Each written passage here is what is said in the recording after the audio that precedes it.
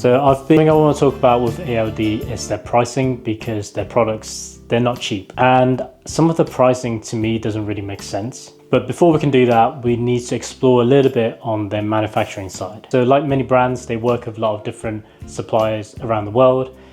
This particular tea is made in Portugal. And from what I can find, the two main suppliers ALD use from Portugal are Create Fashion brand and Pedriça Rodrigues. I think this tea was made by Create Fashion brand, who does more of the casual streetwear items for the likes of ALD, Represent and Rude. Whereas Pedriça, they focus more on making things like sweaters and cardigans, for example. And as you can see from these deleted Instagram posts that I can find from online, ALD must have told them to take them down, but you can see that they're obviously ALD products. Now, comparing the manufacturer and some of the other companies that Create Fashion Group makes streetwear clothing for, I actually think these Unisphere tees made in Portugal are really good value. If you look at Create Fashion brand's website, they're selling blanks of these t-shirts for about $18.99. And comparing that to Rude and Represent, they're selling these for well over £100. So I actually think these are really good price. I would even go to say that these are extremely good price because they have a really good resale value. Just look at the Reddit community and on eBay. There's so many people who are selling ALD items. I think it even beats out Supreme on the resale market, because for Supreme, most people only buy the box logo items.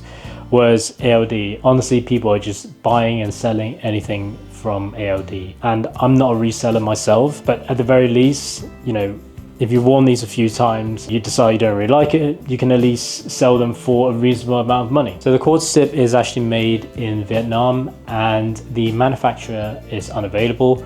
And if you look at Unavailable's website, they've even got ALD listed as one of their clients. Now, if you look at some of the other companies Unavailable produce clothing for, like Sussy and Palace, the quarter zips that they make are not quite the same as this. They're a lot more simple, and I think there's just a lot more design gone into the making of this. So again, I actually think the quarter zip hoodie from Vietnam or any sweaters and hoodies from Vietnam are very reasonably priced as well. So the products are made in Vietnam, Portugal and Canada. So for those who don't know, most products made in Canada are from a supplier called Rupa. So they make a lot of their stuff for Supreme as well. And you can actually buy their blank t-shirts on a website called House of Blanks. And so for me, I think any of the products from ALD that are made from these three countries, they're really good priced, and I think they're worth the money. But what I find confusing are the products that are made in China. I think the ones that are made in China are just obscenely expensive, and for me it's really hard to justify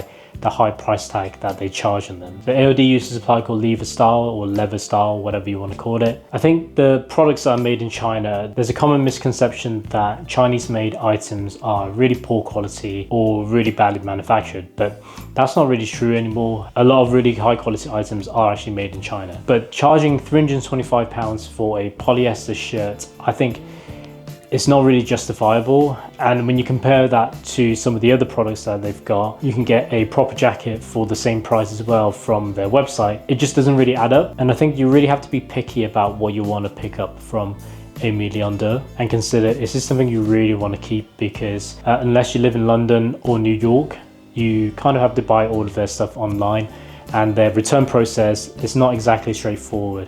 And there's also a risk that you might end up losing the product during shipping, which a lot of the products they sell, they're not cheap at all. So there is a bit of risk involved with purchasing their products. You know, it's not like Uniqlo where they got stores all around the world. You can pick a t-shirt up for $19.99 or a sweater for $39.99. And if it's not something that you like, you can return it within the next 14 days. That's not really the case with Aime Leon Dore, so just be careful with what you pick up from them. And lastly, the thing that I would recommend to avoid from Aime Leon Dore, again, obviously these are just my opinions, are their jewelry. And just to give you an example, they've got a 14 carat Cuban link necklace on their website for over £7,000. And I thought I was reading in a different currency, but it's in pounds, when you can easily get a 24 carat gold necklace for around £2,000. So you're getting half the quality in gold, but you're paying more than double in price. So yeah, don't buy jewelry from Aime Leon Dore, they're an absolute rip-off.